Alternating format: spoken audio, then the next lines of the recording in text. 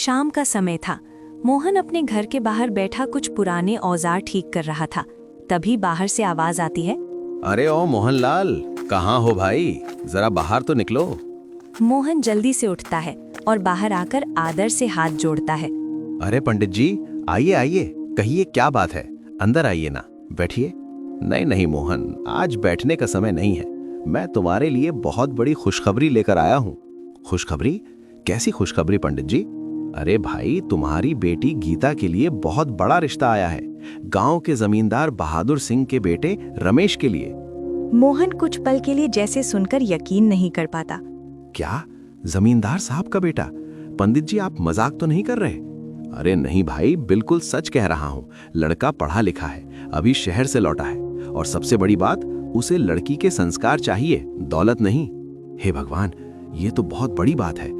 मेरी गीता के लिए इतना बड़ा रिश्ता। और सुनो, कल ही जमींदार जी अपने बेटे के साथ तुम्हारे घर आ रहे हैं गीता को देखने। तुम बस तैयारी रखना। जी जी पंडित जी, जैसा आप कहें, हम पूरी तैयारी करेंगे। ठीक है, मैं चलता हूँ अब। और हाँ, चिंता मत करना, सब अच्छा ही होगा। इतना कहकर पंडित जी सारी बातें समझाकर वहां से चले जाते हैं। मोहन कुछ पल वहीं खड़ा रह जाता है। उसके चेहरे पर खुशी और हैरानी दोनों साफ झलक रही होती हैं। फिर वो जल्दी से अंदर जाता है और आवाज लगाता है। अरे सरला, कहाँ हो? जरा बाहर आओ, तुमसे जरूरी बात करनी है।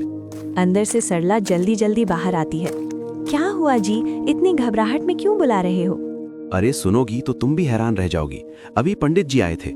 पंडित जी क्या कह रहे थे? हमारी गीता के लिए रिश्ता लेकर आए हैं, वो भी जमींदार बहादुर सिंह के बेटे रमेश का। क्या सच में? ये तो बहुत बड़ी बात है।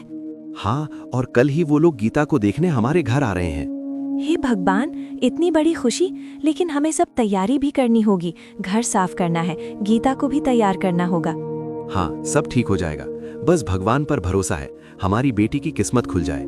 दोनों के चेहरे पर खुशी और उम्मीद साफ दिखाई देती है और घर में एक नई हलचल शुरू होने का संकेत मिल जाता है। मोहन और सरला की बातें अभी खत्म ही हुई थी कि दरवाजे के पास खड़ी नीलम चुपचाप ये सब सुन रही थी।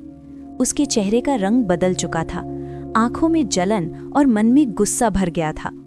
वाह, तो ये बात है, दीदी के लिए जमींदार के घर से रिश्ता आया है और सब कितने खुश हो रहे हैं। हमेशा से यही होता आया है, जो भी अच्छा होता है सब गीता को ही मिल जाता है।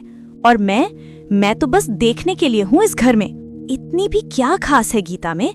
बस थोड़ी सी सीधी साधी बनती है और सबको लगने लगता है कि वही सबसे अच्छी है। जमींदार के घर की बहू गीता? नहीं, ये मैं कभी नहीं होने दूंगी।